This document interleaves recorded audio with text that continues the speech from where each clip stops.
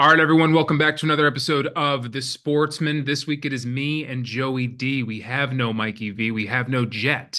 Jet is working, and Mikey V is going to game five of the Yeah, World. as you should. As he should, as he should. After a game four like that, I mean, the young man deserves to go see his Yanks play in the Bronx. I Should hope be. they win too for them. I really do. I think the Yankees, if you look at it, the first game, they really were they're one out away from winning that game to where it could have been a 2-1 series. They win last night. It could be 2-2. Yeah, so instead 3-0, you really needed something as a Yankees fan. At least they got the win last night. Tonight maybe they put something together, at least make the series respectable. I just don't see a way or a world where that Dodgers team is going to lose four straight. Now, I hope I'm wrong because I'm rooting for the Yanks. I'm rooting for Mikey and Bob, but man, that Dodgers team from start to finish, that lineup is nuts. No, Pop?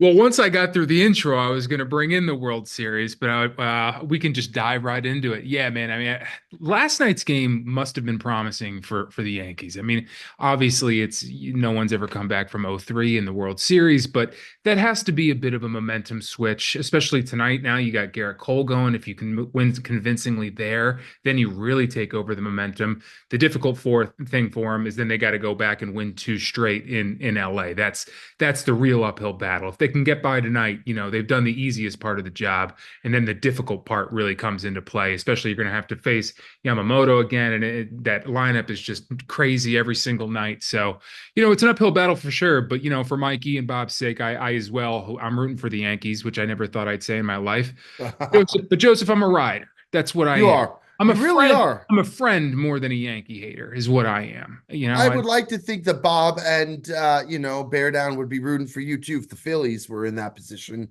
rooting for you to Sure. win. I would Sure, like but to the think Phillies so. aren't like universally hated like the Yankees are. Like you either love the Yankees or you're everybody else who just fucking hates them. Kind of like the Cowboys in football. It's kind of like you either love the Cowboys or you're everyone else and you're like fuck these guys. I support and I root for them because of obviously the association I have with Bob and Bear Down. And I really don't have an MLB team growing up. I really didn't. So I root for the Yankees, but I can see what you're saying. There are a lot of real pieces of work who root for the Yankees. I mean, you see that guy who tried to rip the glove off of Mookie Betts the other day to ground the Yeah. ball. Like that's the kind of guy. That's a scumbag. That's a classic Yankee scumbag. And now he's getting interviewed by Barstool. People were asking for autographs after the game. I mean, that's just a scumbag move. It's like the reverse Bartman for the Cubs. Like he got Yeah. of his own guy. This guy was trying to rip the ball out. Bartman got death threats. This guy got interviews. Yeah, exactly. So obviously, Game Five. By the time this comes out, we'll have concluded, and we'll know what the results. Whether we're either going back to LA or the Dodgers are world champs. But assuming this thing moves forward, I mean, Joe, what do you realistically think is going to happen in this thing? Do you like the Yankees' chances, or is it just a matter of time before the Dodgers take care of business? I really don't like the format that they have for baseball. I like the 2-2-1-1-1 instead of Sure. the 2-3-2. I don't know why baseball's always got to be different than everyone else and do their own thing. Um, because of that, as you mentioned, I don't think the Yankees are going to be able to come back. As you said before, no team in the World Series has ever done it. Now they lost to the Red Sox and was it the ALCS years ago, being down 3-0. 2004. That was 2004. Yeah. 2004, and that was the year the Red Sox broke the curse of the Great Bambino. Fucking crazy, win. Kurt Schilling, Big Poppy, the whole 9 yards. Probably one of the greatest championship runs to this day. But that's happened what once? Like that just doesn't happen. And you look at a Dodgers team like we have here, just stacked.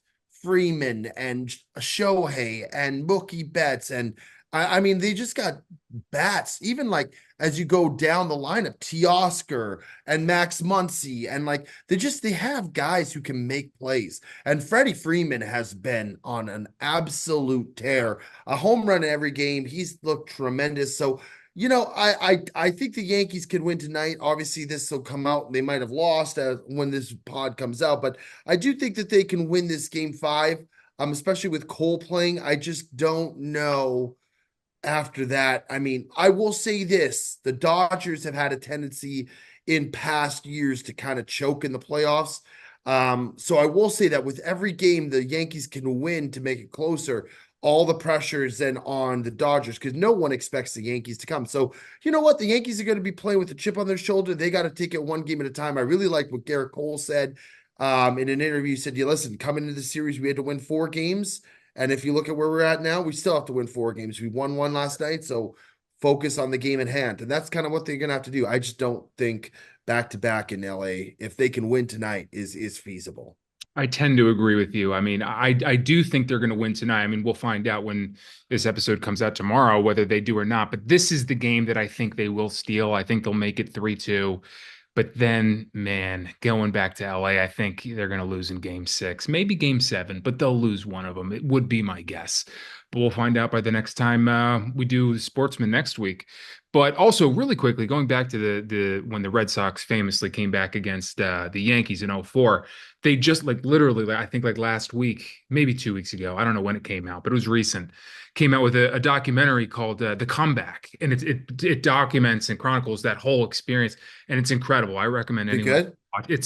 It's not only is it just an interesting subject matter, but it's really well done. And they got a lot of people there to talk about it. It's really fucking cool.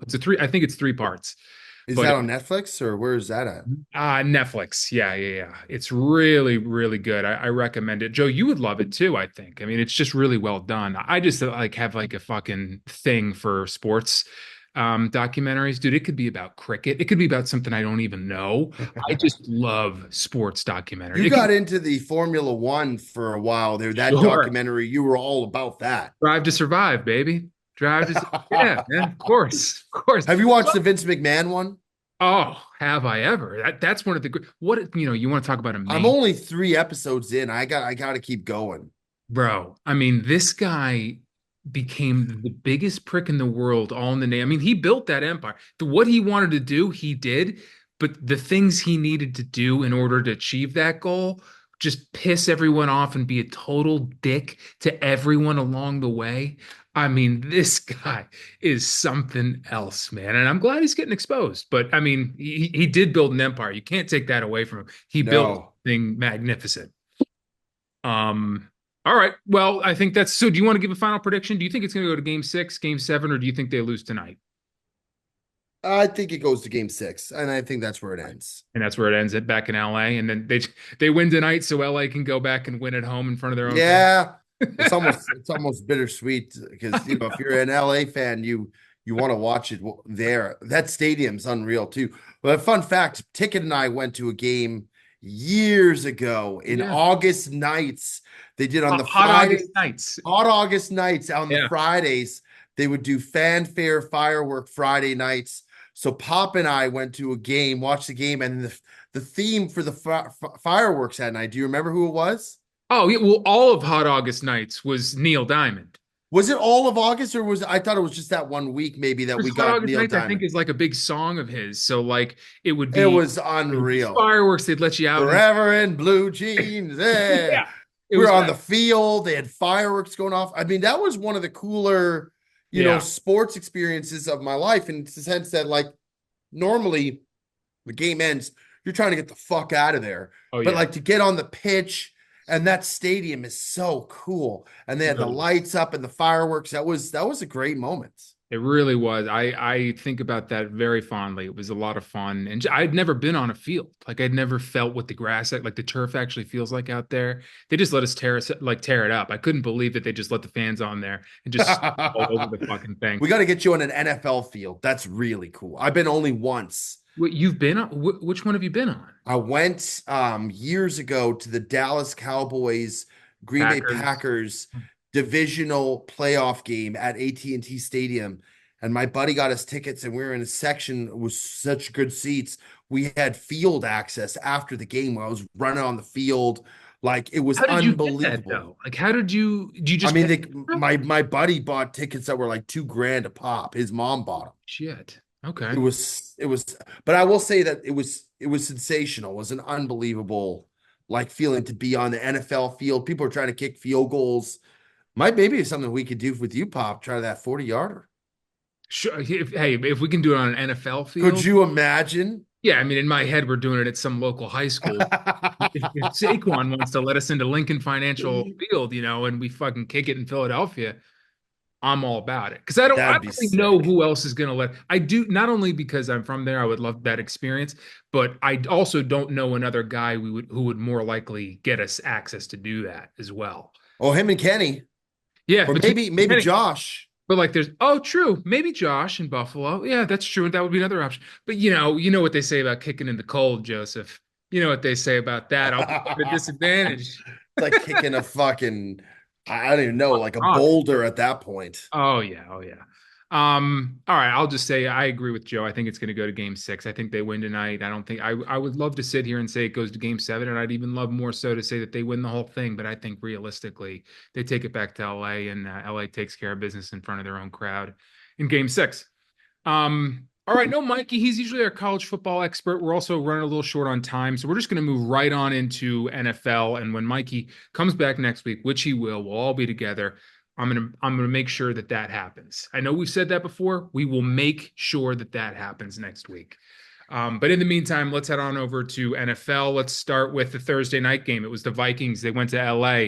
And LA took care of business 30-20. Cooper Kupp came back, Nakua came back. Joe, what'd you see there? I mean, I was on the Rams. I felt like that they were going to put up a good game. Stafford looked tremendous with his two best targets back. Cooper Kupp didn't do a ton. I think a lot of people expected Cooper Kupp to get a ton of looks and a ton of catches and a ton of action, and Puka Nakua to kind of like slowly come back. But the opposite happened, and I actually benched Puka Nakua in my league this year because I thought he was going to be on a snap count. This guy he looked like he had skipped a beat. He is unbelievable. I'm so happy that I'm getting him back on fantasy because this guy just makes catch after catch after catch. And in a PPR league, it's just like unbelievable to have him. He gets so many points, even without a touchdown. So Matt Stafford looked like the Stafford of old. He was slinging it. And they took care of business. Now, a lot of people will argue the last play of the game, in the end zone, Sam Darnold gets, his helmet, definitely clearly a face mask that was missed. And that probably sealed the game. It did seal the game. That being said, I don't know if the Vikings would have come back and drove the entire length of the field, got a touchdown to go ahead. I don't know if they would have done that, but that's the task that they had at hand. They would have had to kick the 2-point conversion too. At that point, they were down 8. So still a tough task, but kudos to the Rams. They played the Vikings very, very tough. And the Vikings have one of the better defensive interiors in the league.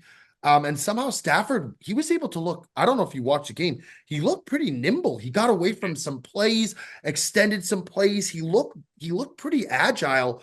I was very impressed. And I think if the Rams can play that brand of football, Kieran Williams looked very good. They're going to be a playoff contending team. Well, that's the thing about Stafford and why I'm always giving Mikey shit is that he's like the classic, like, once I think I'm out, they pull me back. Yeah, they sure Because do. every time he'll go out and he will stink up the joint. And then that's when Mikey comes on. He's like, this guy's washed, the tires are worn. And then the next week he goes out and plays a very good Vikings team and performs like that. And it's like, yo, this guy's still got the fucking sauce. So I'm still with Stafford. Can he do it every single week? Is he turning a bit more into like a Kirk Cousins, not age-wise, but just like consistency-wise? Yes, he is. But I mean, this guy, he's incredible. He's a Hall of Famer. He's one of the best to ever do it. I'm not ready to fucking say he's washed. I think he's still got one more run, maybe another year, maybe. We'll see. But another thing too with that Rams team is this Kyron Williams is a fucking dog. This He's guy, very good, he man. is relentless, man. I mean, he can either go and run over you for 200 yards or he can do what he did in this game and just consistently pound the rock. I think he ran for like just over 20 times, just under 100 yards, but he just kept 3 yards there, 4 yards there, making it easy short downs for He Stafford. had 23 carries, 97 yards rushing. Yeah. It's just relentless. And it makes by the time you get to third down, you got a lot And of he had 13 5 streak. receptions for 20 yards and a touchdown. He's a So, I mean, he dog. could do it through the air. Oh, Stafford's final stats 25 for 34, 279 yards passing, and 4 passing touchdowns with one interception. That's a Yeah. hell of a fucking stat line, man. Yeah, it sure is. And then on the other side of the ball, the Vikings, they'll be just fine. It's a little disappointing that they didn't put up a few more points against that Rams defense, but I think they're going to be fine. I mean, Sam Darnold's we're at the point where Sam Darnold would have revealed himself to be a fraud by now. He's playing very well. I think Yeah. this is who he is. This is Sam Darnold. I mean, And I don't think he's going to I don't think he's going to play like Josh Allen every week. right. But at the same time, he's not making mistakes. He threw for 240 yards passing and 2 touchdowns with no interceptions. So he's not making big mistakes that are costing the team. And that team is good enough and they have enough weapons that they just need him to make the open field throws. And it looked like the first quarter, especially the first drive, looked like Justin Jefferson was going to have like 20 catches. When he starts getting in sync with him, he looks solid, man. I have him on fantasy team. He looks really good. I don't think he's going anywhere, to your point. I agree. I agree. All right, let's move on to Sunday. The Ravens headed to Cleveland, and Cleveland with famous Jameis behind the helm there won 29-24, man. What'd you see in that game? I have grown to love this guy so much. His interviews, his first of all, how he stood up for fucking, for his other quarterback, which was a bit much, but it shows the kind of character that he has. And then he goes out and performs and he's quoting Eminem from fucking 8 Mile. He's a fun guy. He's rooting in faith. He's a guy you want to root for. And I tell you what, he played fucking great. He played really Yeah. good. Now he got away with what should have been a sure interception and a game sealing a finish. I think the play before he threw the 40-yard touchdown pass, he threw just a clunker pass that the Ravens defender, I forget who it was, he dropped. It was literally in his hands. So he got away with that, but he came back. He fucking figured it out. He made the plays. And listen, he took a team that Deshaun Watson couldn't get a fucking sniff of a victory with the last several weeks and beat arguably the Super Bowl contending AFC Baltimore Ravens, look like one of the best teams in the league up until this past weekend. So kudos to him. Kudos to Stefanski. They've been through a ton this year, and it makes you feel good to see the Cleveland Browns, the fans be able to root and cheer for something. I know they don't seem scared anymore. It's good to see. They should be. And Jameis Winston, man, let me tell you something about this guy. Ever since he ate the W's, when he fucking just started munching on his fucking hand, and he just gave one of the very worst, cringiest, cheesiest, but best fucking rallied the troops speech before the game in Tampa Bay. I mean, this guy, me and Bob have been talking about him forever. We love this guy. I've been rooting for him to get a starting job again. I hope he keeps this one for a long time because I need more of this guy in my life. But yeah, he played great. And on the other side of the ball, the Ravens, I don't know what's going on with them. You know what I'm very curious about is Derrick Henry, because the last Yeah. couple of weeks, he's still been serviceable. He's still been very, very good. He's definitely one of the better backs in the league, of course. I'm not questioning that, but he's not been that guy that we saw in the first 3 or 4 weeks where it was this guy's reborn. It's like I him know. and Alabama again. He's slowing down, albeit against a good Browns defense, but still slightly concerned, especially as a fantasy owner of him. I own that man on my fantasy team, and I'm starting to get a little concerned. I hope he figures it out. But overall, disappointing for the Ravens. They'll be fine, and hopefully, this is the beginning of a new start for the Browns. I think to your point, just quickly, the thing with Derrick Henry, you got to give him 15 to 20 plus Yeah, carries a week. You have to feed him the rock. He had 11 carries this week for 71 yards and a touchdown, albeit his long was a 39-yard scamper. But that's what he's going to do. There'll be some runs where he'll get you 1-2 yards, but he'll start wearing down defenses. And then in the third or fourth quarter, he'll churn one out for 25, 30 yards or 40 yards. right. So you have to they have to commit to running the ball early and often. And sometimes they get a little pass heavy where they make Lamar do more than he needs to do. I think if they have a good dose of run and pass, they're going to be okay. But Lamar attempted 38 passes. I know. 38, that's Too many too passes. much. When you got a guy like Derrick Henry in the back and you got Lamar who can run, you got to run the ball more. And to your point, it is scary because it changes the game script. Then they get behind and then they have to pass. So I think a recipe for success is you got a guy, you went out, you got a guy like Derrick Henry to be the rock, to be the centerpiece of your offense. Give him 20 plus carries a week and see what he can do. Cause I'm pretty sure he's gonna do something with those carries. I agree. I agree completely. All right, let's move on here. The Eagles headed to Cincinnati to play the Bengals. And it looked like a game in the first half, but the second half was all Eagles. Jalen Hurts and Saquon took over the game, and it was a very good showing for them, especially on the road. They ended up winning 37-17. Joe, what'd you see there? I just see a team that's seemingly turned the corner after a horrendous win that they won at home with the Browns and us questioning everything. And your coach who just we continue to question and his antics on the field. The last 2 weeks, they have gone out and they have played great football. Saquon Barkley continues to do it. 22 carries, 108 yards, no touchdowns, but he was the centerpiece of that offense. Devonta Smith getting involved with the big touchdown. You love to see that. AJ Brown still very steady.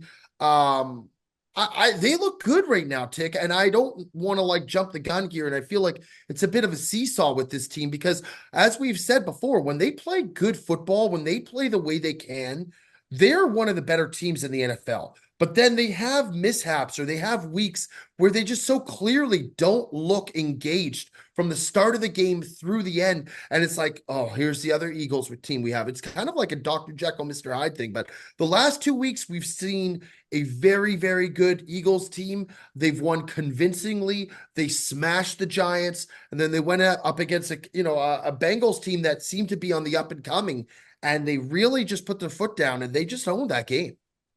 Yeah, I mean, listen, this is not a playoff team. I mean, it's a playoff team, but they're going to be bouncing in the first round or the wild card, wherever they end up getting. But this was by far the best game of their year so far, and by far the best game for Jalen. He played. I can't sugarcoat it. He played excellent. He looked every bit the guy that we paid, and expected to get since we paid him. He was just fantastic. And the Eagles, they still make a lot of boneheaded like mistakes and like so many questionable calls, especially in the first half of this game, like just predictable routes, lazy route, like lazy play calling. It's just like so bizarre why we don't ever seem to run slants with Smith and AJ Brown. Like that would work every single time.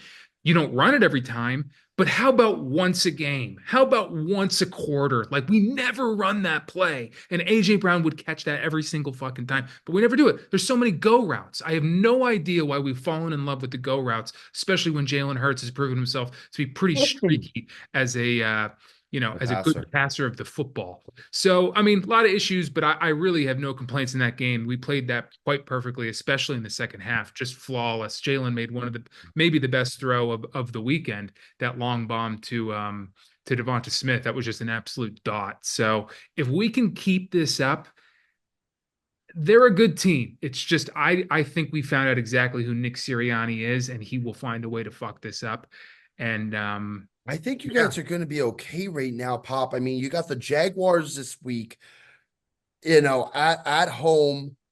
I mean, they look banged up now, given they played the Packers very tough this week, which we can go to in a second. But yeah. then you got the Cowboys, then you got the Commanders and Rams. But I feel like I know that you don't have high expectations for the team, but I feel like if they continue to compile some victories here and start, really playing that style of football where they believe that they're a top team again in the NFC, that they're gonna be a tough team to beat down the stretch. That Commanders game will be a very telling game for what Yes. kind of team the Eagles are. And if we've really figured something out and have turned a corner, or if we're just going to fold like a cheap seat the Yeah. same way we have the last couple of years. So yeah, that'll be interesting a couple weeks from now.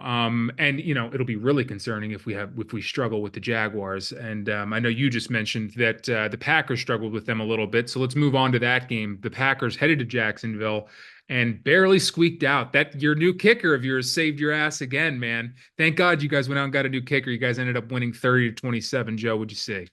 Well, it's not so much. I mean, yeah, McManus has been great, no questions asked. But the Packers really had this game dead to rights, and they kind of just took their foot off the gas pedal and really let a Jaguars team who really couldn't do much for most of the game come right back, which was very concerning. And I was super pissed as a fan watching it that, like, with 6 minutes left, we're up like 10 points to let them come back and just methodically go down the field and tie the game was really frustrating.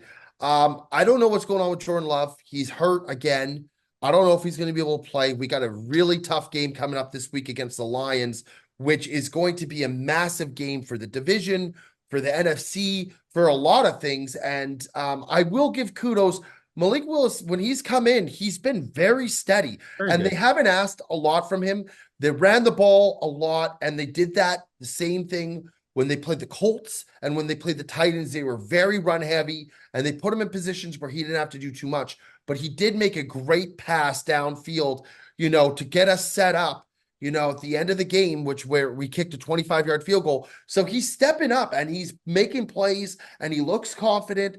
And to have a backup like that is so big because he's Yeah. already won us a couple games. I mean, he's been as good as we could have asked for. So hopefully, I don't know if Jordan Love's going to be back. They said he avoided major injury.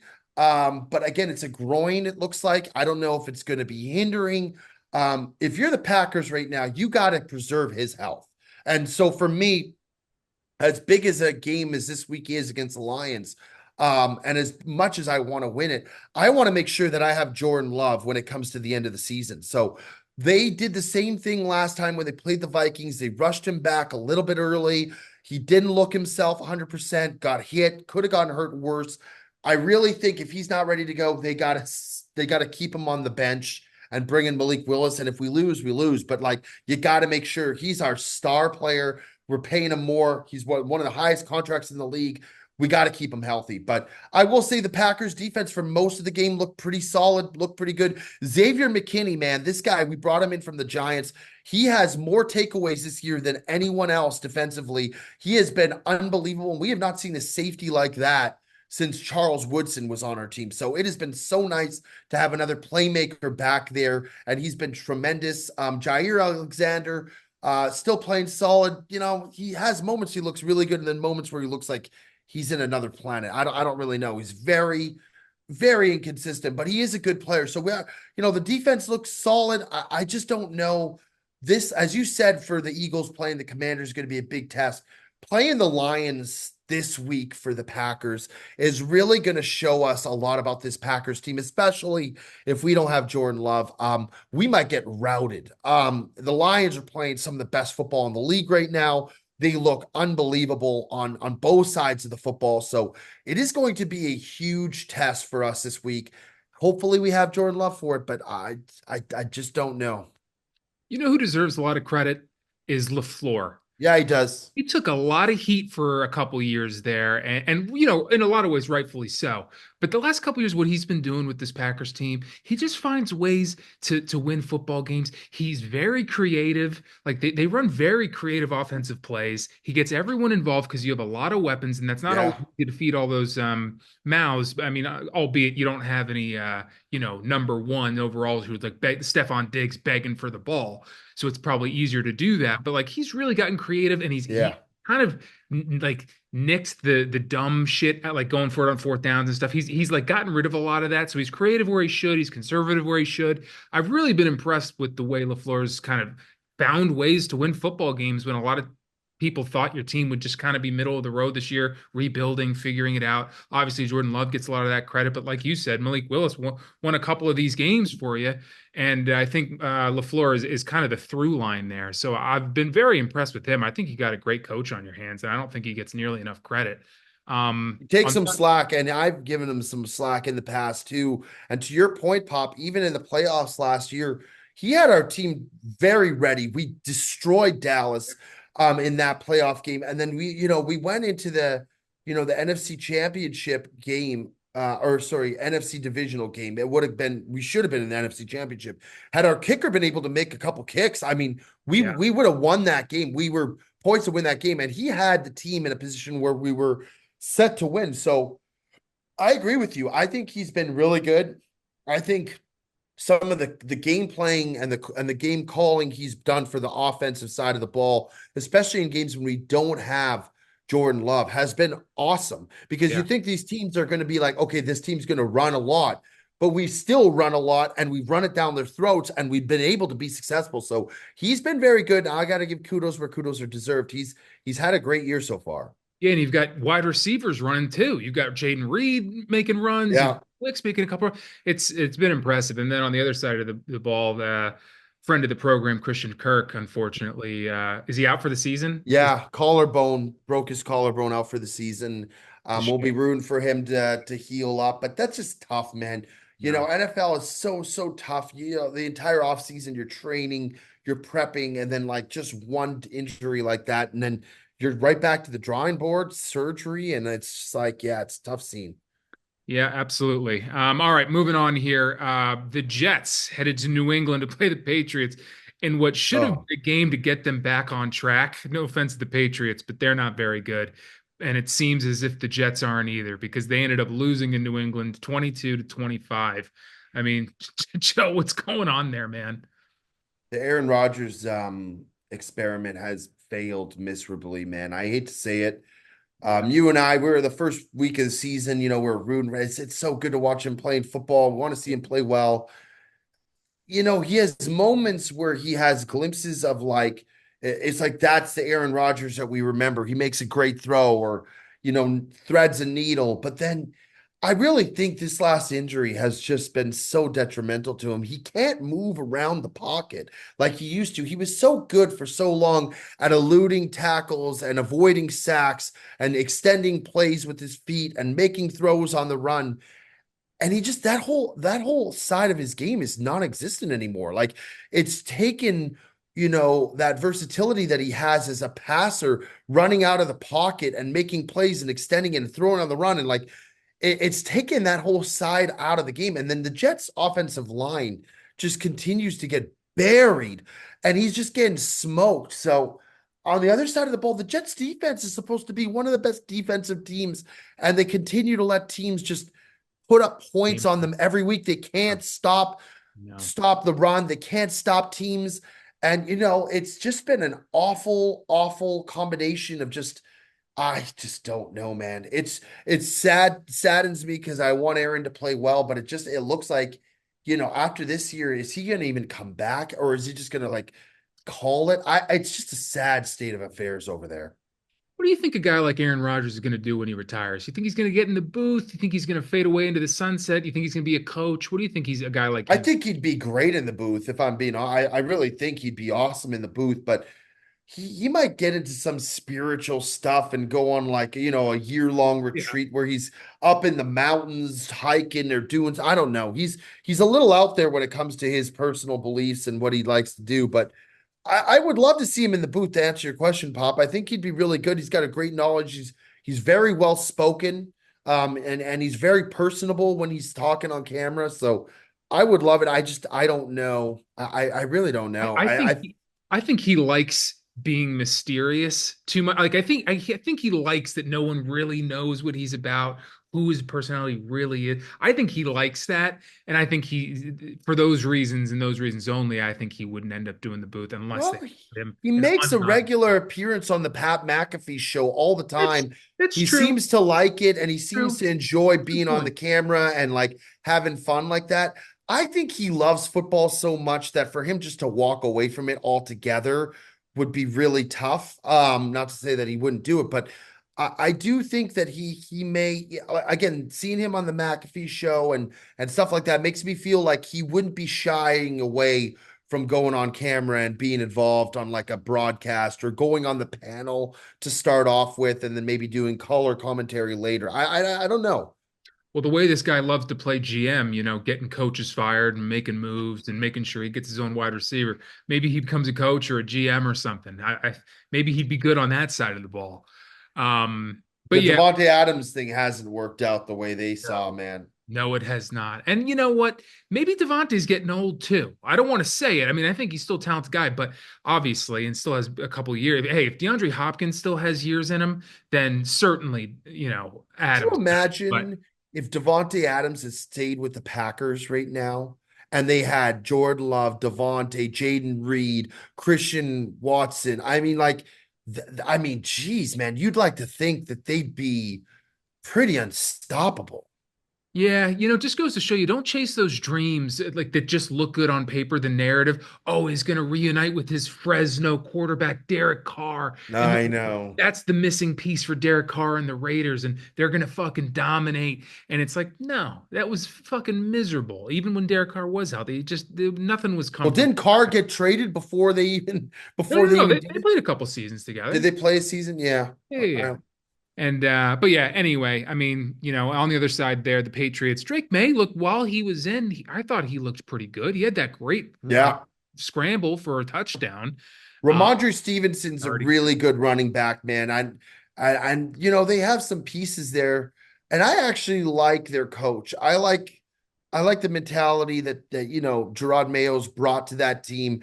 It's got to be very, very difficult coming in after a tenureship of a coach like Bill Belichick. I mean, it's kind of similar with the Alabama team with Nick Saban, and you see how hard it is to come in and really, command the same kind of respect that a coach like that who's revered demands. But I think Gerard Mayo's done a great job with that team. I feel like, I did yes, too. they're not one of the better teams in the league, but they're getting wins. They play tough every week. They play to the end of the game. And I kind of like him as a coach. I think he's doing a good job. Yeah, I think they're a few years away. They're still obviously rebuilding and all that, but yeah, I think they're moving in the right direction, at least start with the coaching staff.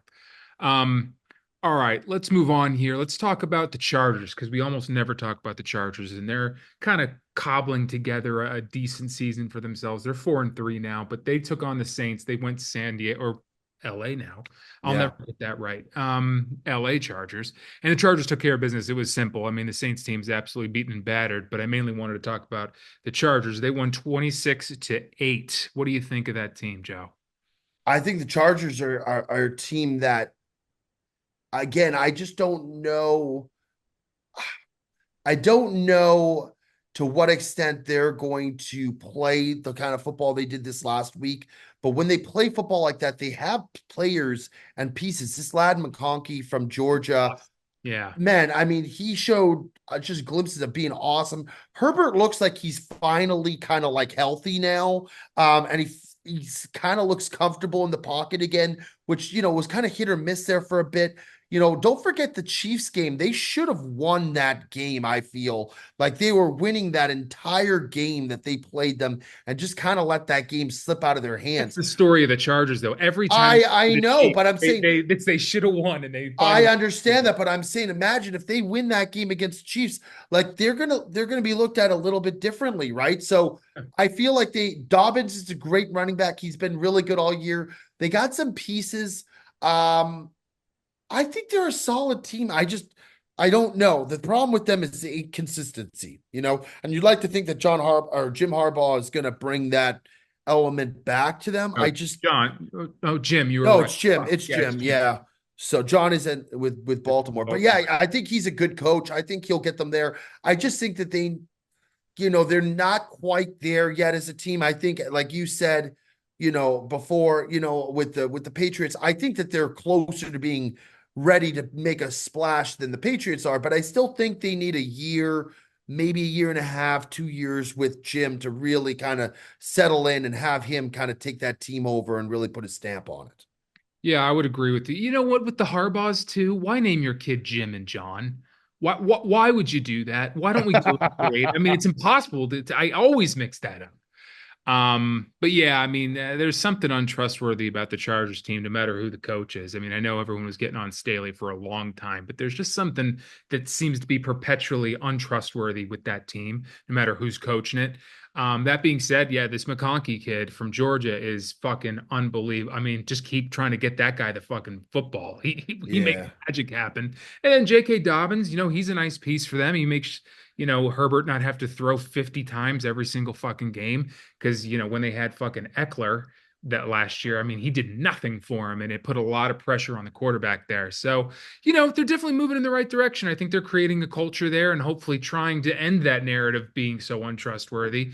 And we're sort of seeing the beginning stages of that, and we'll see where it goes the rest of the year. I mean, that was a team against a very, very bad Saints team. I mean, The it's Saints are unfortunate, in but shambles. they started 2-0 and they've lost six straight now. So, they're heading in the wrong direction. Obviously, losing Derek Carr was not good for them, but there's just so much more wrong in New Orleans than the quarterback. Um, Oh yeah.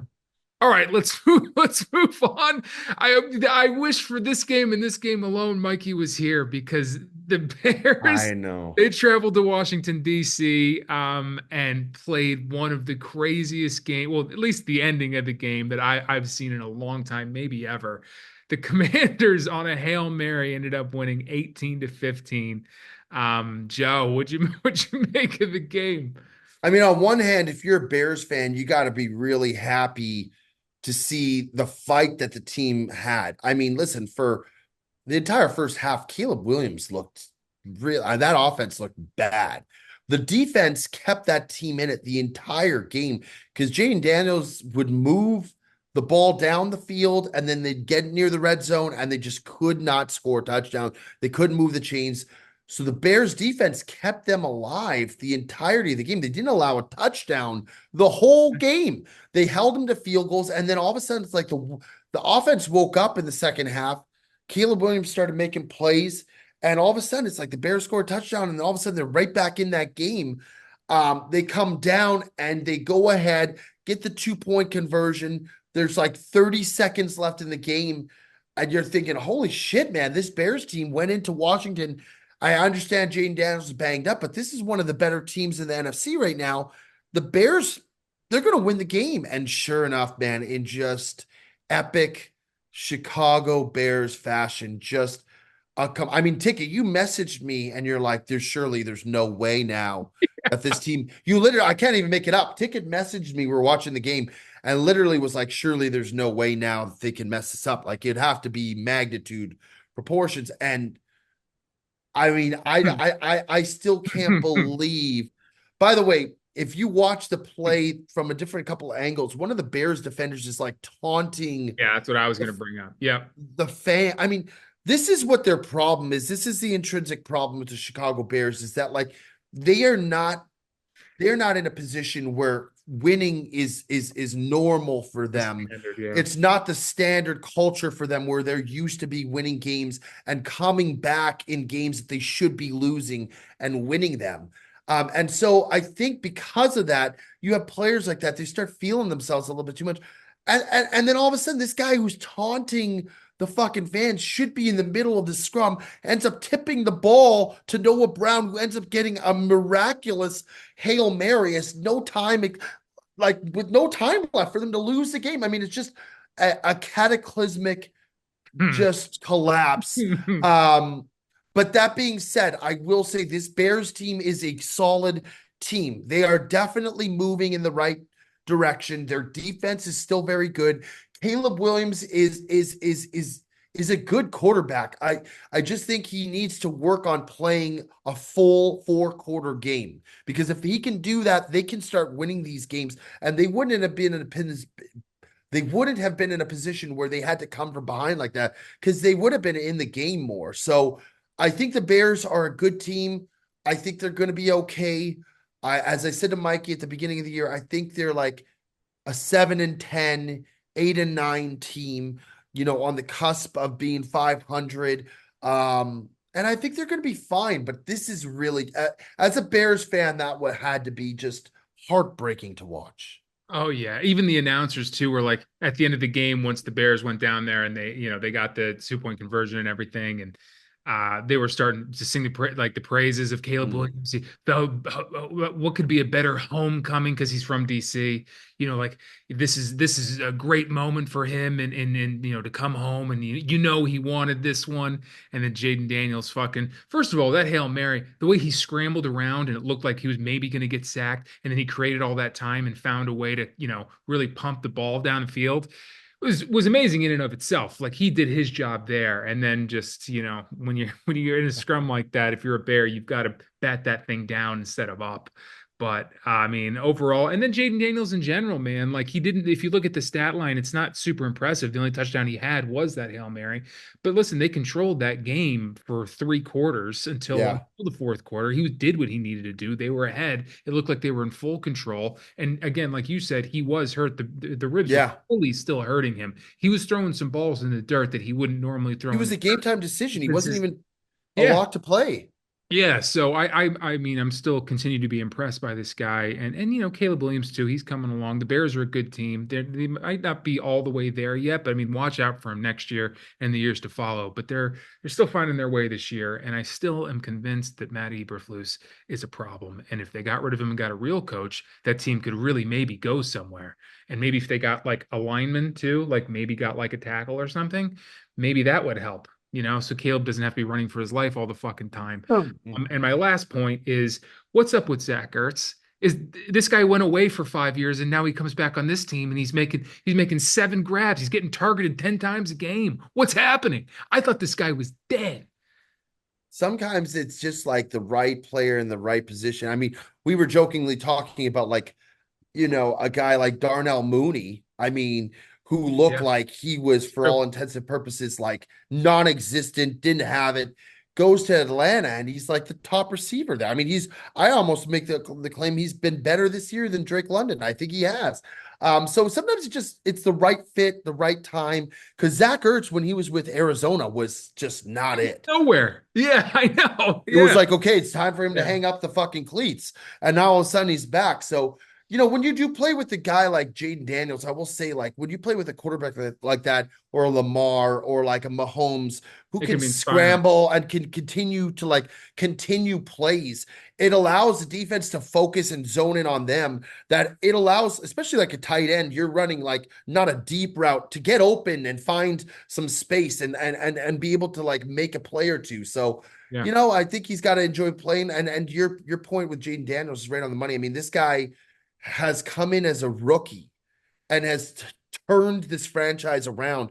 And it just goes to show why the quarterback position is so valuable and so immensely important.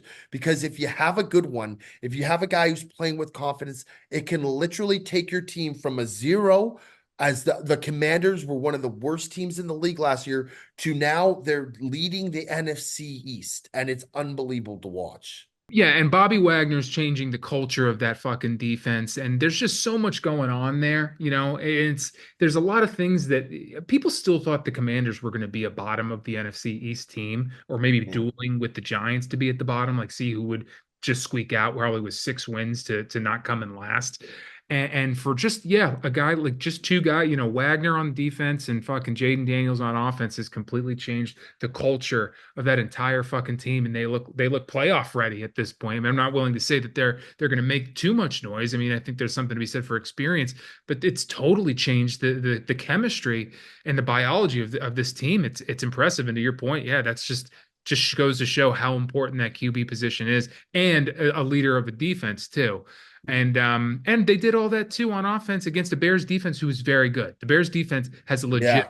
good defense, and they still got it done, albeit with a Hail Mary that just shouldn't have happened. But those points Wild. count. Those points count, and they won the game. So, and we know that Mikey was upset. He likes to Oh, say was that he he wasn't. ever? I will give him kudos for keeping his composure. Now, Did granted, he had a perfect Sunday with his only subs. Shout out to the only subs. right. If you haven't subscribed, you're going to want to go and check him out. He's been on fire with his picks. I think he hit every single pick, including a plus 1,000 player prop bet, which was extra points kicked, like 4 different guys. I mean, he hit everything. So that softened the blow. But I will say, for me, and I don't know where you stand on this, Pop, like on a Sunday, like the utmost, most forefront thing that I want is my team to win. And that I is don't think that's always, true, actually. it absolutely is I true. think if you have a whale of a bet in, I I think don't think so. if you have a Forefronts, whale on the LA Chargers, You're paying more attention to that game than the Packer game. But I'm saying I want the Packers to win more Oh, than anything else. of That course. being said, of course, I want to hit the plays that you're putting in. Yeah. But for me, it's always Packers plays, and then fantasy is just. I mean, listen, I will gladly take a spanking in fantasy Hmm. in order to have the Packers win and me hit my picks, right? So, Yeah. but I think Mikey with the Bears, if he was being brutally honest, they're right up there at the forefront of what he wants to see every week is them winning. So definitely a tough pill to swallow. A game they should have won. It should have been a win. And especially in a tough division that they're in, those wins make big differences. So come down the Yeah. stretch. So And tough for people them. want to see him on Instagram Live after these Bears games get angry. Like if you're not following Mikey V, I can't imagine that anyone who watches the show isn't following him. But if you're not, make sure you go follow him and put notifications on for when this guy goes live, Oh, especially you during need Bears to. games, It's because tremendous. there's very few things on this planet that are as entertaining as when Mikey goes live shitting on the Bears and Oh, he goes. Oh, miserable they are. That's why I hope the it's Bears stink forever so I keep getting those fucking lives, dude. If the Bears ever become good, it's going to be insufferable. oh, it'd It's be going like Ohio to, State times two. oh, absolutely. All right, let's do one more game from week 8 and then we'll move on to week 9 previews. Let's go to the Cowboys who traveled to San Francisco, played the 49ers. 49ers ended up taking care of business despite a late game comeback from the Cowboys. They ended up winning 30-24. Joe, what'd you see there? I actually had the Cowboys, and they were off to a great start early on. Um, this was just a classic case of I think the Cowboys got outcoached because the first half the Cowboys were winning. They were right where they needed to be, playing a road game as a big underdog. Now they had a lot of injuries. I'm not taking that away from them, but the second half adjustments that the 49ers made were so clearly evident. And that third quarter, they outscored them 21 to nothing. I think it was ridiculous. Like they just could do anything they wanted. George Kittle could just literally this was a Kittle game. I tell you, there's games where George Kittle is like okay, decent, and then there's games where George Kittle literally takes over. This was one of those games, but going on the other side of the ball, with San Francisco 49ers, this is a banged up team, man. Jordan Mason went down and had to get replaced in the game. And then you look at Debo Samuel got injured, and like Ayuk's already out for I think the entirety of the year, or for Caffrey. McCaffrey still hasn't been back. So this Yeah. is a banged up team. The Cowboys are not good by any stretch right now. I don't think that they're like even a top 5 team in the NFC. So for me, I think, it was good to see the Niners could take care of business and come back with a vengeance in the second half. But this is a Niners team that really doesn't scare me moving forward. No. If you take a look at the injuries they have, the defense, Fred Warner's unreal. They have some players who can make plays, but they don't look like they're like the impenetrable defense that they were in the past. So, you know, this was kind of like a pillow fight between a couple teams that I really don't see going far into the playoffs, at the end of the year. The Cowboys' issues remain three-pronged, and it's been three-pronged for many years now. And that is, starting with the least important, is Dak Prescott. He's probably the least of your issues, but you're probably never going to win with him. McCarthy, who is just a bad coach. You're just not going to win anything with him ever. You might find a coach out there who can make Dak Prescott work, so that's why he's the least. McCarthy sucks. And then the biggest of them all, obviously, is Jerry Jones. That guy is just Oh, such a problem. He gets can't so stay out of his own way. can't stay out of his own way. They are never going to win as long as he keeps it. He can own the team and they can win as long as he shuts the fuck up and starts watching these games from home. He needs to not even come to the box. He needs to be a silent owner. I agree. You do nothing. You don't talk to the GM. You don't do anything but provide the money. And that is it. You let the He'll GM never do that. let the GM hire a coach. Yeah, well then they're never going to win until that guy fucking either gives up the team or passes away. So I blessed it. You looked away. I blessed it. Yeah, I'm not praying for it because I'm not a Cowboys fan. I hope he lives forever. So that I hope he does, truthfully. But Oh, I tickets hope opening drinks for the Fountain the of Fountain. That's what I was going to Youth. say. I hope he wants the Fountain of Youth. But Yeah, so I mean, it's getting tedious talking about the Cowboys because it's the same thing every time. It doesn't matter what they do as long as they have those three problems. That's such clearly their issue. I mean, they can fix the defense, they can fix everything they want, they can get more wide receivers, they can get a great running back.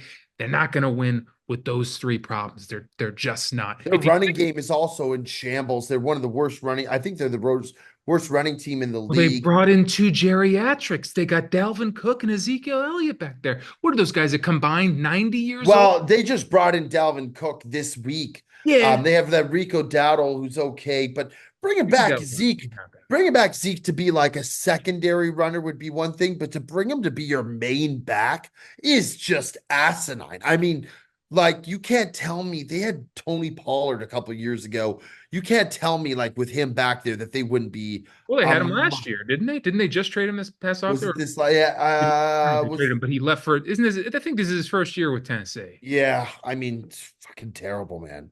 Yeah, could be wrong about that, but I believe so. And in the Niners, I agree with you with everything you said. As long as they have all these injuries, I don't know how long is Debo out? Do you know? I mean, is he for a I long? don't know if it's a long term. Yeah, but that guy is He guaranteed to get hurt for every year he gets hurt. yeah, and also as a guy who's owned Kittle for years in fantasy, that guy, no matter at the end of every single game, he gets an automatic cue next to his name. No matter what, he can look dominant. He can be jumping and cheering at the end of the game. No matter what, the second that game hits quadruple zeros, cue next to his name for next Yeah, questionable. And then he almost always plays. And it's like he's just a guaranteed Q. But he's dominant. But other than that, I mean, as long as they have all those injuries and McCaffrey doesn't come back, Ayuk's out, like all these things that you said, they're just not striking fear with Brock Purdy back there throwing to hardly anybody. I So still think I still think they will be favored to win the NFC West because the Seahawks look like they're in shambles, and the Cardinals yeah, to me haven't. You know the Rams are in there, but I I think still the Cardinals could make some noise. I like what's happening. really I like what's happening in Scottsdale. I do, or Glendale rather. Glendale. I'm enjoying it. I think they're making something happen there. I mean, we'll see. We'll see. We'll talk about them for next week, unless they have a bye. They don't. We'll talk about them. Let's get into week 9, actually, just as I bring it up. Let's start with the Thursday night game, which will be tonight, since this comes out tomorrow. Yep. The Texans head to New York to play the Jets. Oh Uh, my God. the Jets are favored by 2 points. Over under 42 and a half. Joe, make it make sense why the Jets are favored against The this. Jets are favored. They're favored by 2 points, saying ESPN spread right now. Make that make sense. Well, okay, here Nico Collins is still out. Stephon Diggs just got diagnosed with the season-ending ACL injury. Okay. So they're down two of their best wide receivers there. They still have Tank Dell though, and they still have Dalton Schultz at tight end. So they have playmakers. This line makes no sense because the Jets, to me, can't look any worse than they've looked the last couple weeks. Like the season, I don't like if you're a Jets fan, you just want the season to be done. Like I don't even think like you're 2-6, in the AFC East.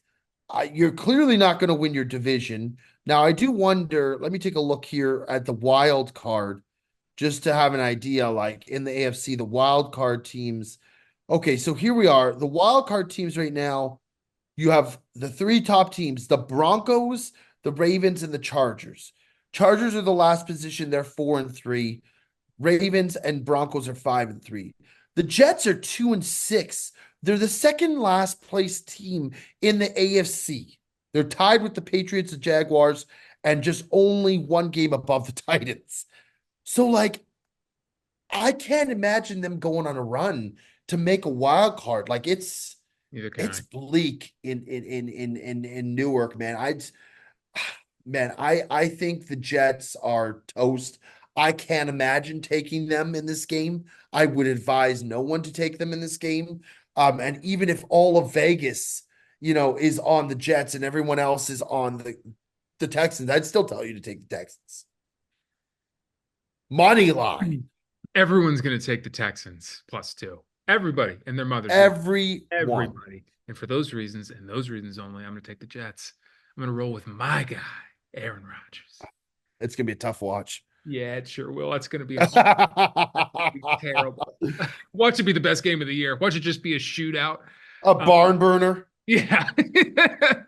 So give me, all right, I'm going to take the Jets minus the two. Let's head Okay. to Sunday here. The Jaguars head to Philadelphia. Philadelphia is favored by 7.5 points, over under 45.5. What do you like there, Joe?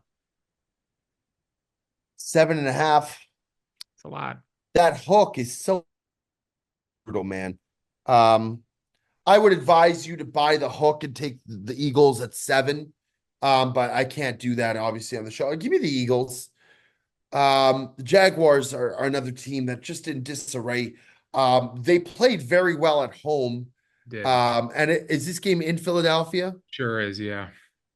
All right, if this game was in Jacksonville and Philadelphia had to play in a warm climate like the Packers just did, I would probably take the Jaguars. But I think at home, playing in front of the fans, 2 big wins in a row under their belt. I'd like the Eagles here to take care of business.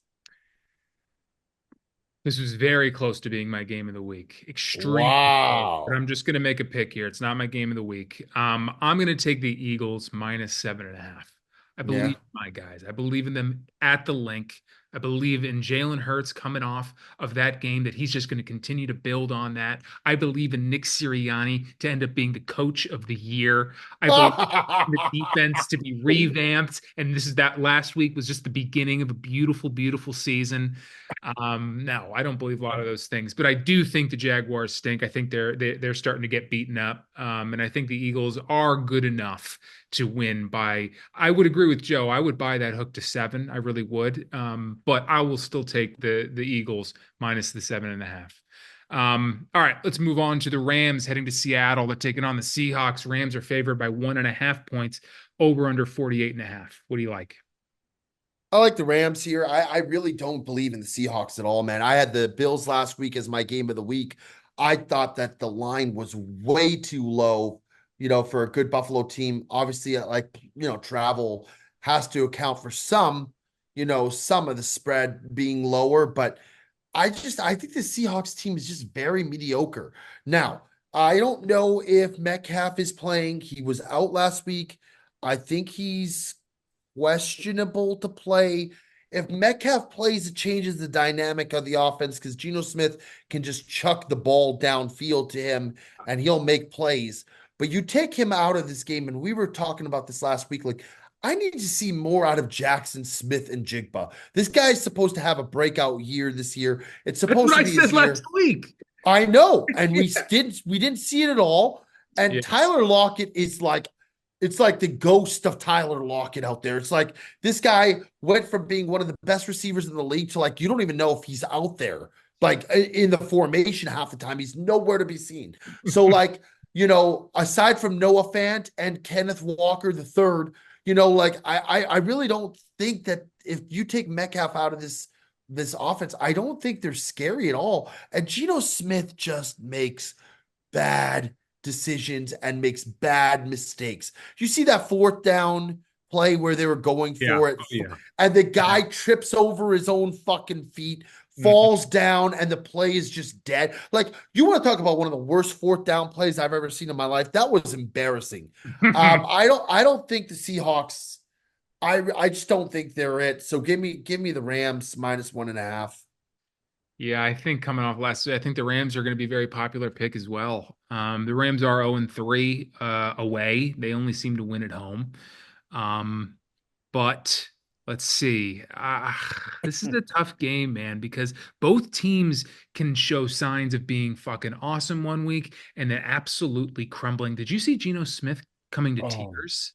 Did you see DK Metcalf have to come and console him? oh my It God. was it was a He's tough he's he's watch. insufferable sometimes, man. He really is. It was, well, I get being upset. It was a very frustrating game, but to be crying visibly on the side and needing DK, can you imagine a man of the stature of DK Metcalf coming over to console you? No. It would feel like my fault, like I'm being sunned. Like it would feel like my fault, like just an overwhelming presence where I'm just feeling so like it's insane. So I don't know, man. The Seahawks and then Kenneth Walker too. He looks great. I could see the Rams absolutely folding on the road.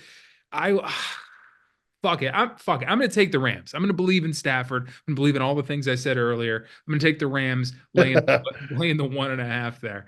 All right, let's move on to the Cowboys. They head to Atlanta. Atlanta, as Jet likes to say, they only play at home, and they're at home again playing the Cowboys. Jesus. So Atlanta is favored 2.5 points over under 51.5. What do you like? Actually, Atlanta played on the road last week. They played in True. Tampa Yeah, Bay, and they looked very good. but Mr. nobody Kyle saw it. Pitts had a couple big touchdowns, one which he almost made a terrible blunder. Did you see that? Yeah, Where he where let he, the ball. Why do players let the ball go oh while no. they cross? Just hold on to the ball. Hmm. Hold on to the football. That's my plead. Um, I like Atlanta here. I think that the Cowboys are in disarray. Kirk Cousins looked pretty solid. He's chucking the ball around. Bijan Robin. Listen. I like this Falcons team as like a sneaky team to like kind of make some moves throughout the season and be in the playoffs. So give me the Atlanta Falcons minus 2.5. Yeah, don't believe in the Cowboys. Give me the Falcons minus the 2.5. Let's head on over to the Dolphins, heading to Buffalo, taking on Josh Allen and the Bills. Bills are favored by 6 points over under 48.5. I almost made this my game of the week, but I took Buffalo last week, and I'm not just going to start taking the Buffalo Bills every Why single not? week. I mean, there's nothing Ride the wrong with it. train if you need. Yeah, why not? This Dolphins team, man, you want to talk about bad coaching. I was so sick and tired of hearing that Mike McDaniel is a fucking offensive guru. This guy is the coach that's going to turn the Dolphins around. He's the guy. And you know what? They had some Yeah. success when he first started. This guy he looks like he's so out of place on the sidelines. He looks at times like he has no idea what the fuck is going on. And the Dolphins last week came out to a roaring start against the Cardinals, up 10-0, and then forgot how to play football and just started making mistake after mistake after mistake. And that's what this guy's team does. He has no control over the teams. Um, their line is not good, and it's not a good sign for Tua. Tua took off running on one play, and I think the entire world collectively held their breaths until he fucking slid and didn't get tackled for a concussion. So I still just don't see they have playmakers. I just don't see them beating Buffalo. I just don't see them being at that point. Buffalo is cruising right now. I don't want to just take favorites, but this to me was almost my game of the week. I think Buffalo cruises here at home. Giving them -6. Yeah, this is my game of the week. This is absolutely my game of the week. I'm going to take the Bills minus the 6, and I'll tell you why. Because Josh Allen, Yeah. in my eyes, is the fucking MVP of this league right now. I mean, people could argue other guys, but I think Josh Allen, not just because we know him and he's a friend, he's a dear friend of Joseph's, but I just think the world of him as a quarterback playing that position. And the Dolphins are a very broken football team. And you know what? It's Yeah. already a storyline when a team like the Miami Dolphins goes up to Orchard Park and plays in New York in cold weather. That's already a storyline if both teams are good. But now they got to do it as a broken team. They don't seem to believe in the coach. The Tua is he just completely let that game slip beneath his fingers last week. And you're playing against Josh Allen, man, and James Cook and these guys. I love the Bills in this spot. Give me the Bills as my game of the week at -6. Um, It's a moving good on. pick. Yeah, I think so. Really is, Pop. I think you're gonna love watching that game. Yeah. Because you know what? Even if I lose, I'm happy to lose having put my money down on Josh. You know? Yeah, you know where your money's in a good place. Like I could always go I could always go to sleep at night knowing that I put my money in a place where like I feel confident 10 out of 10 times I'm in a place where I'm set up to win rather than taking a chance on something that I don't believe in. I agree. I agree completely.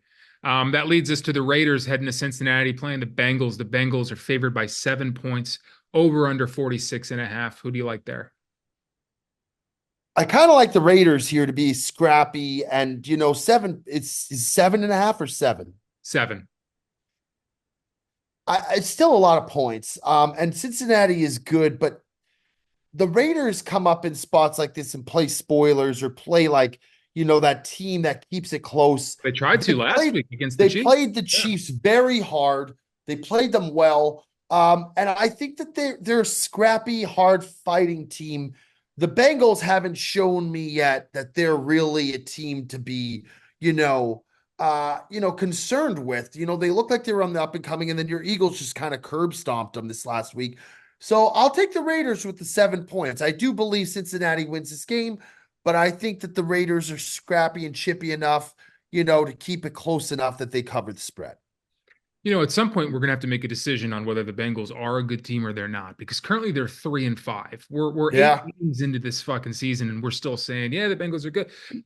At some point we're going to need to make a fucking decision, because there's not a whole lot to work off of that do make them look all that good, other than that scrappy game against the Ravens that they played where they put up a bunch of points. But it's I'm not sold on the Bengals, and I'm certainly not sold on them laying down 7 points. So give me the Raiders in this spot to cover the +7.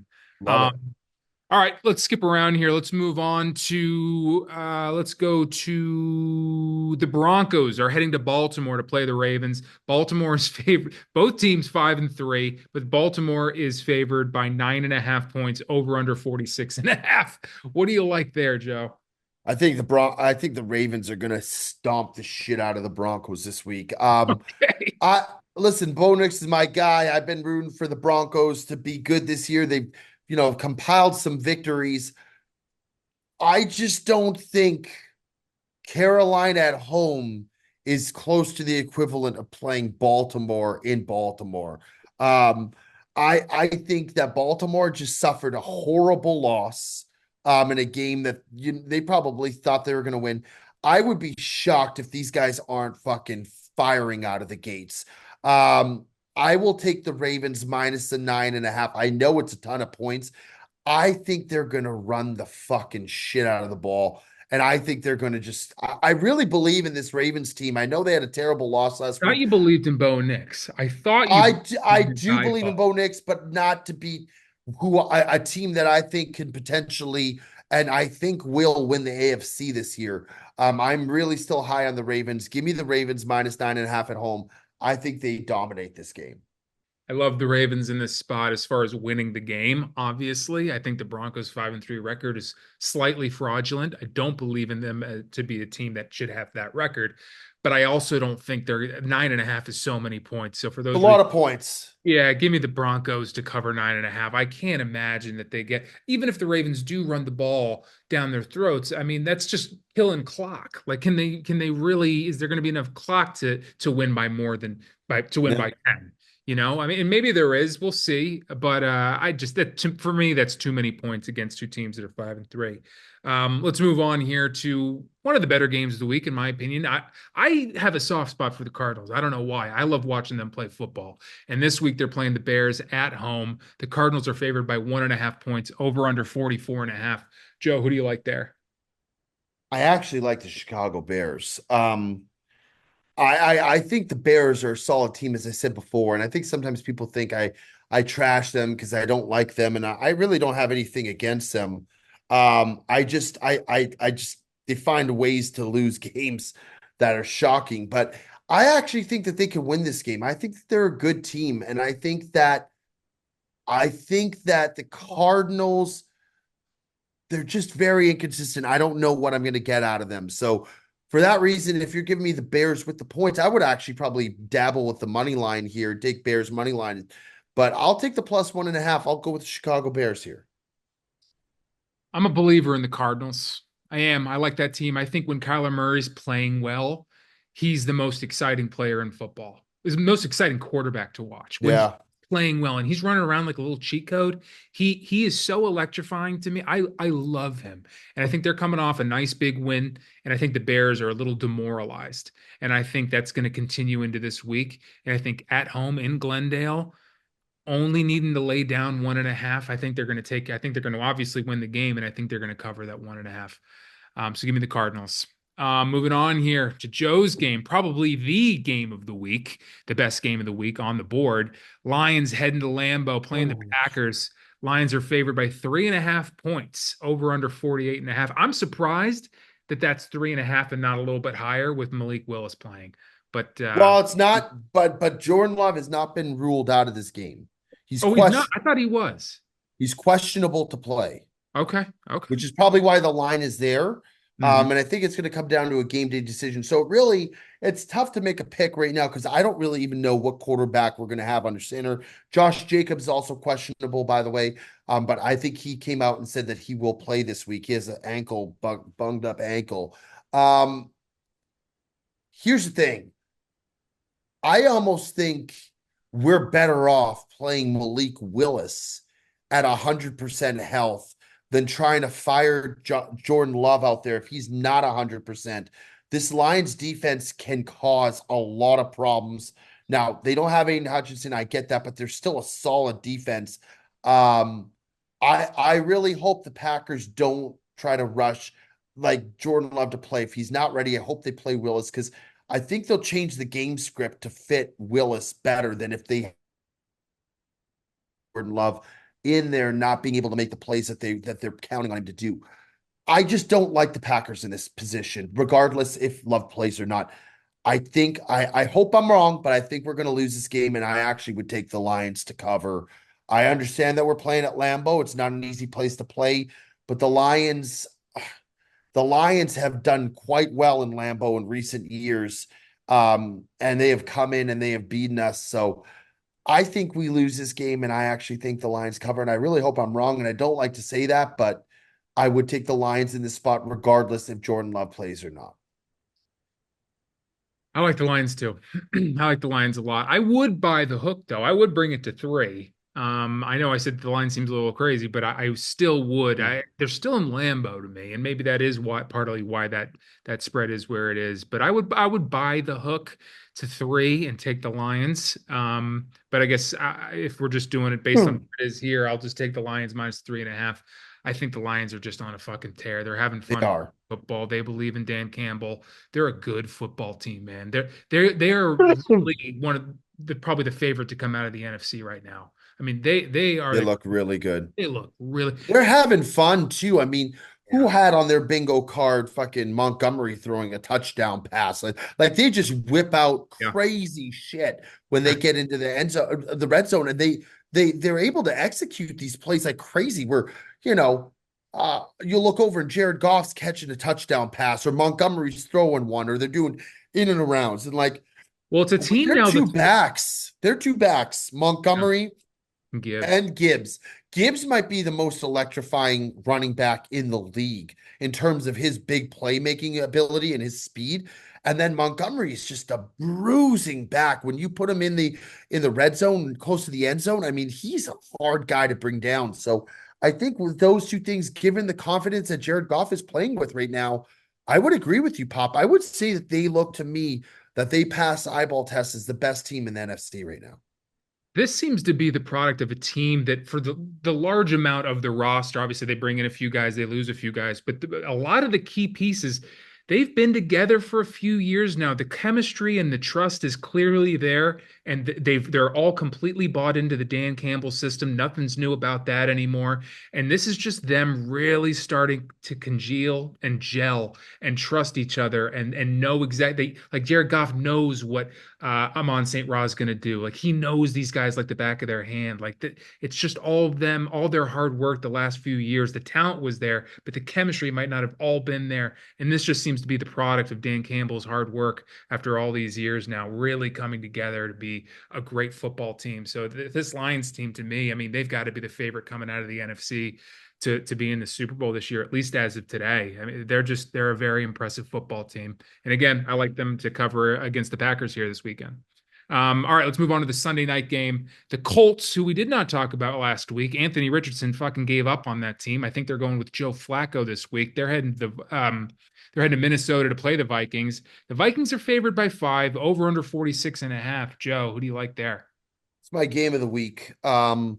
I'm Okay. taking the Vikings. I think the Vikings are going to run amok. Listen, we saw Joe Flacco look like the Flacco of olden time. Like Yeah. the guy rewrote the fucking clock when he played the Jaguars and was unbelievable. I just don't see that happening this week. Um, the Vikings defensive interior is one of the most vicious and most blitz happy defenses, they are going to be smashing Joe Flacco in the backfield. And they're going to be hitting him and they're going to be pressuring him, and he's going to make mistakes. I understand the Colts looked solid last week. Even with Richardson playing, I understand that, this Josh Downs is starting to look like a really good, wide receiver, and Jonathan Taylor's running the ball hard.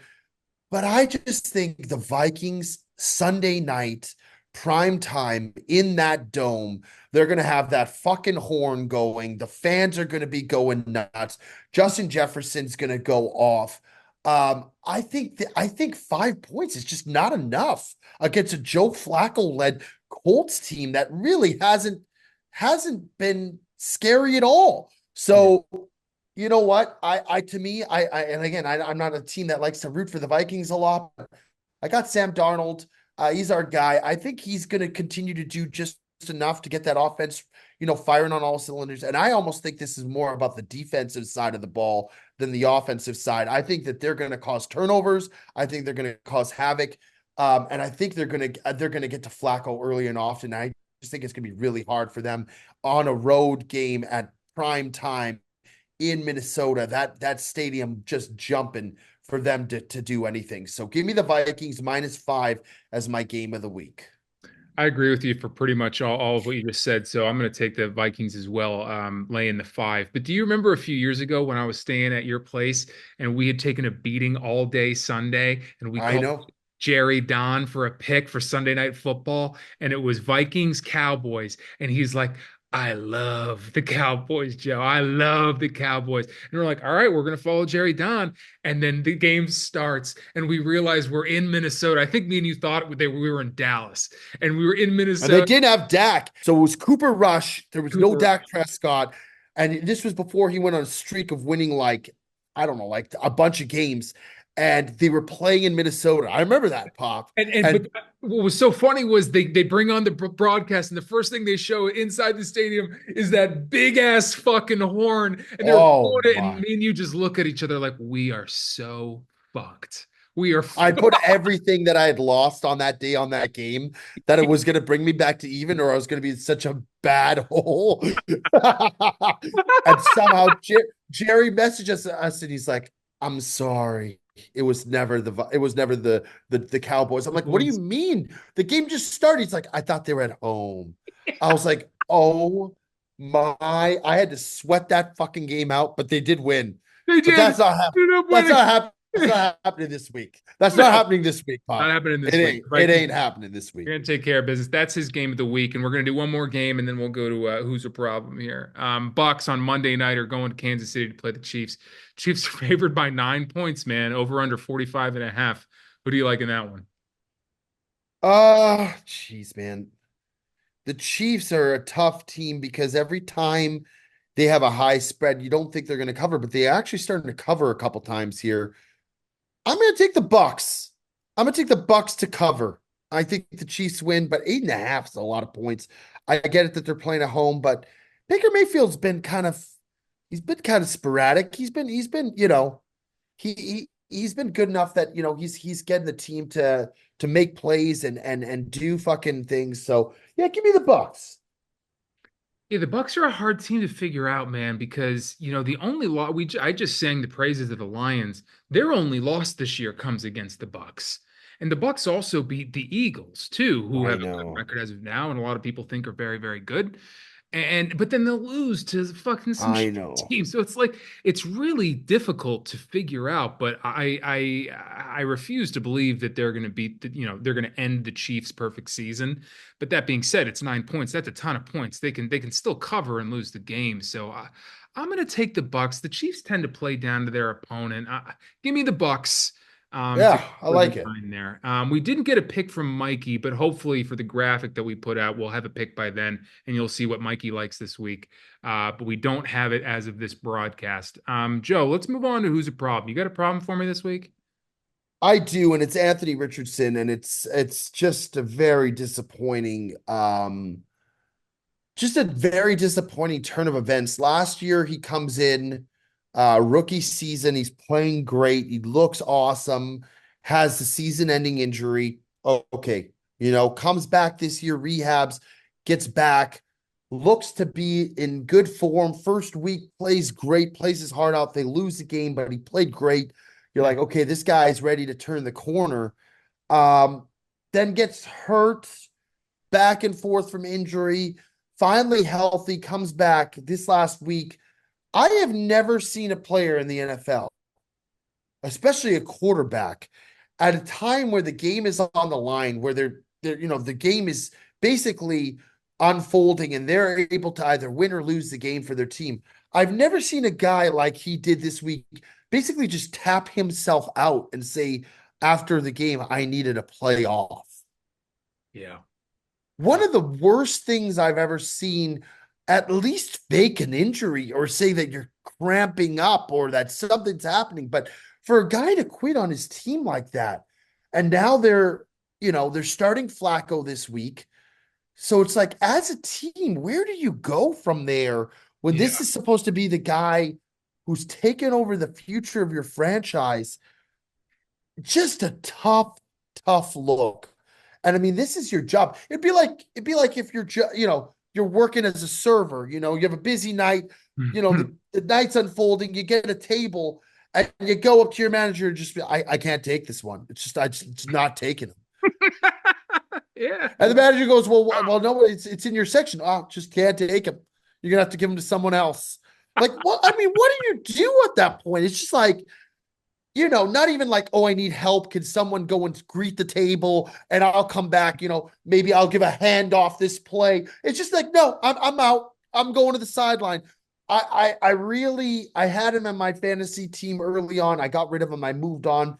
I had high expectations for this guy. And the guy, when he plays, he shows moments that he can be such an athlete, such a superstar.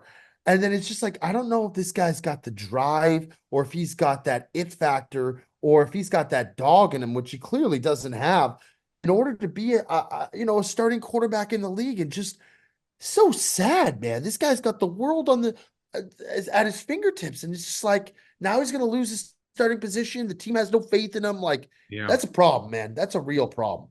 That is a problem. All right. My problem this week is non-sports related as usual. My problem this week are these airline sites like Expedia, Kayak, Priceline, even Google. I think Google is one of the best for finding flights. If you're not loyal to one of these airlines. Um, what are we doing advertising flights with connections of 30 minutes or less? You think that I have a flight to New York. I have a flight to New York, or actually, I'm going to like upstate New York. So I'm flying into a small airport. I have a connection in Hartford, Connecticut. And or I have a connection in Detroit, rather, to get to Hartford, Connecticut. And I'm flying a red eye already, as if that's not fucking bad enough. That's Just flying a brutal. red eye. You're giving me, when I wake up off that flight at 6 in the morning, I've got 30 minutes before that plane departs, Joseph. They quit boarding 10 to 15 minutes before you depart. So really I have 15 minutes and you're gonna take my money and put me on Did that you book that? it was the only one that gets me there in time so I can I go hope you book a hotel room. well, I hope I book it in Detroit because that's where I'm gonna be stuck. I mean, yeah. I'm gonna be What stuck. you need, what you need is you need that second flight to be delayed. Yeah, I guess. Or I just I think you're just fucked. you think I am? I would start looking at hotel options in the Detroit area The thing and is, stay I and landed stay and in the stay in the morning. hotel and stay in the hotel because you don't want to go to Detroit. And you It's know not what? This air it's not this like you're landing in like a beautiful city or something where you this can like, airport that I'm flying to is so small, I guarantee you there's one flight a day. So if I miss that flight, they're going to tell me when they try to rebook me, they're going to be like, "Yeah, next flight to Hartford, Connecticut is tomorrow." how And far is the far? It's got to be a far travel too from Detroit. Detroit to Connecticut is like, no, that's a no, no, pretty no. It's further from 2 hours. Scottsdale. Yeah, it'll be like 2 hours. It's not that the length of the flight. I think it actually is 2 hours, maybe two and a half. You might want to drive. What's the driving time from? Drive from Detroit to New I York. What are you mean, if they crazy? only have one flight, Bro, if I get stuck in Detroit, what my plan is to fucking ditch the game and go back. I'll either go to Philadelphia for a few days or I'll just go back to I'll just go back to Florida and be with you guys and stream the game on Sunday. yeah, that's But, what we but let's see. so you might It's end up will It's a be 10 rude. hour, it's 10-hour drive from Detroit.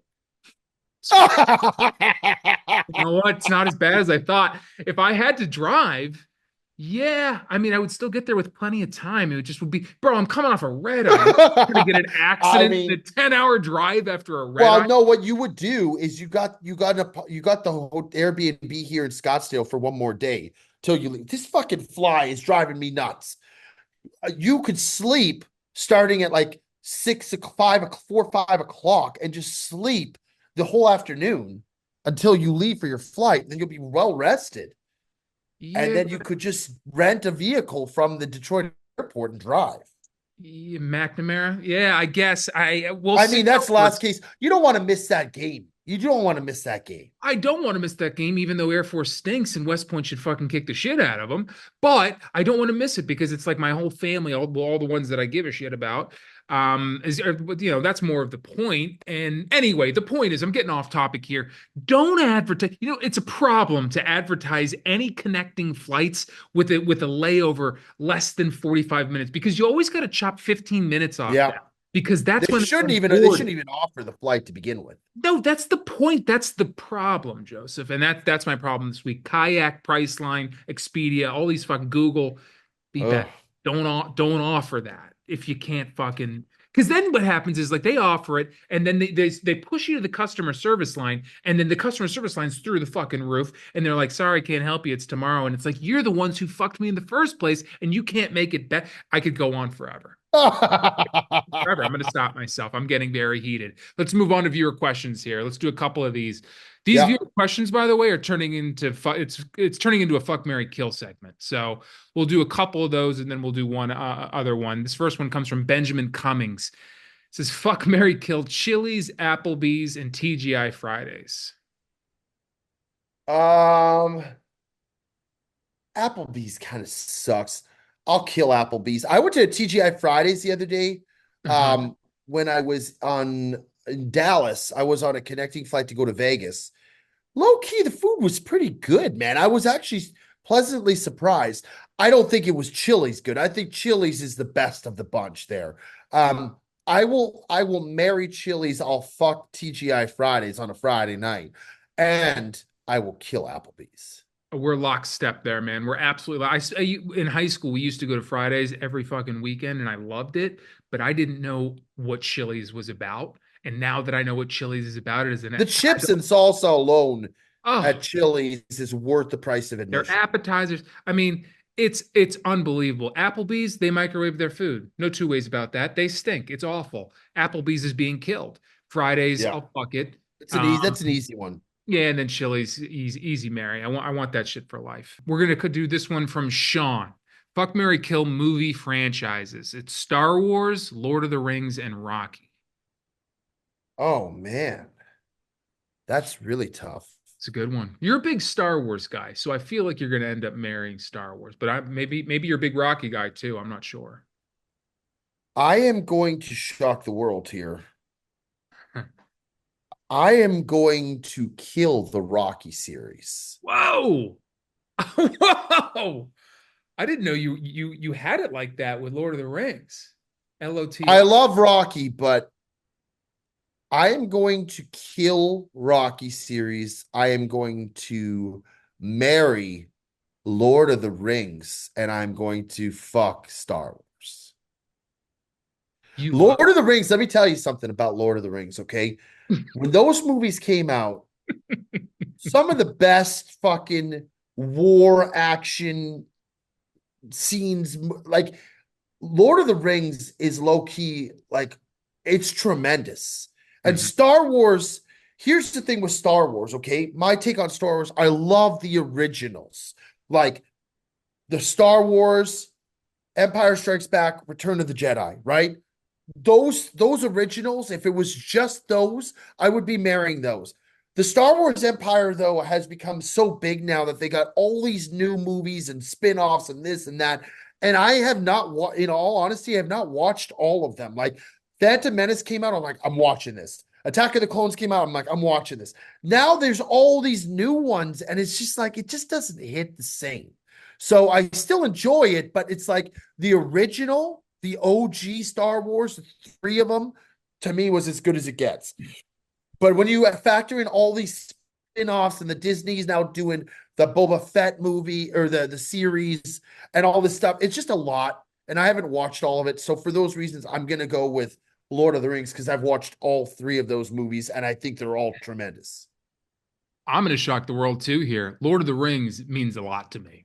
I've read all of those books easily. J.R.R. Tolkien, baby. I've read The Hobbit, and I've gone far beyond that. They make all this like Lord of the Rings lore. Like he wrote so many more books. The Silmarillion. I've read a lot of this stuff. I went down a rabbit hole It's like awesome. 20, 21, 22, 23. I went down a deep rabbit hole with Lord of the Rings. I love it. I think it's a rich story. I think that J.R. Tolkien's a fucking genius. I think he's a Yeah. great writer.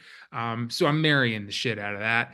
I'm, Wow, good I'm for gonna, you, Pop. You I'm know, gonna we really are. We're two peas in a pod, man. We really are. But I am going to kill Star Wars, unfortunately, because Yeah. I love Rocky. I love Rocky 1. I love Rocky 2. I love Rocky 4. I love Rocky Balboa. I love a lot of these movies, and it's a Philly thing too. But Star Wars, I love Star Wars, but for the exact reasons that you laid out so well. Those first three movies are great, and everything that came after that has been hit or miss, and especially the last 10 years have all been misses.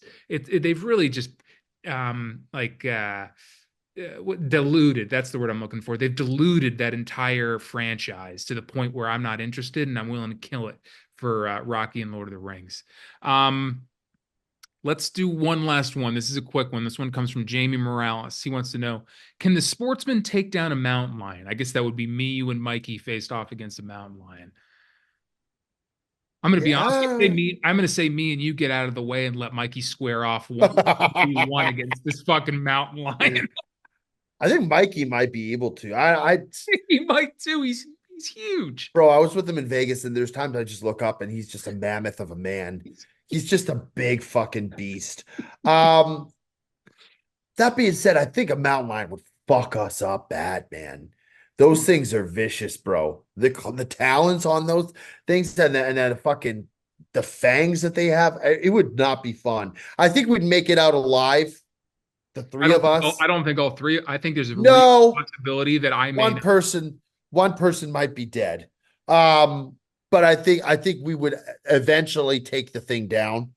I think Um, you actually might be the one that ends up dead because of one reason is that you're going to step up and like want to take care of this, and it's going to take like most of its like you're going to injure it, and I'm then gonna get the brute, you're going to the get the brunt brute of force of it. It's going to yeah. slice your stomach open. You're going to bleed out, but you will Oh, have injured it, and enough for me and Mikey to kill it, and then me and Mikey get out alive, and we tell your story. We this tell big your old story. barrel will just be ripped to shreds. That's exactly right. That's exactly right. But we will make sure that your legend lives on. We will Yeah, in absolutely every cover that. sportsman episode, there'll be a tribute. That's exactly right. By All right, man. We missed Mikey, but that was a pretty good episode. I think we did good on our own there. the way, update on the game. I just looked. The Yankees are up 5-0. So Five to nothing. good for Michael.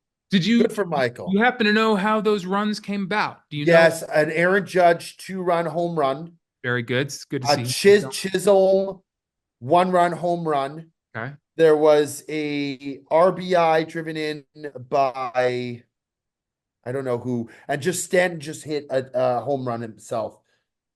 So So or far, we'll Verdugo see. had a single. Yeah, Judge 2-run home run, bottom of the first. Chisholm homered right after. Verdugo singled, drove in Volpe for an RBI, and Giancarlo Stanton just homered. Bottom of the third, 5-0 Yankees. There you go. There you have it. So far, so good. We'll see if they can Good hang. for Mikey. Good for Mikey. Good for Bob. Good good for for the Yankees. Good baseball. for ballpoint. Get good for baseball. Let's get back to LA. Let's get a game six. But until then, another good episode, Joey D. Make sure you guys like, comment, subscribe on the YouTube, and go follow the Instagram. We appreciate it. You can fire your questions over there, and Mr. Anderson will relay them back to us, and we'll answer them on the show. We really appreciate it. Good episode, Joe. Till next time. See you, folks.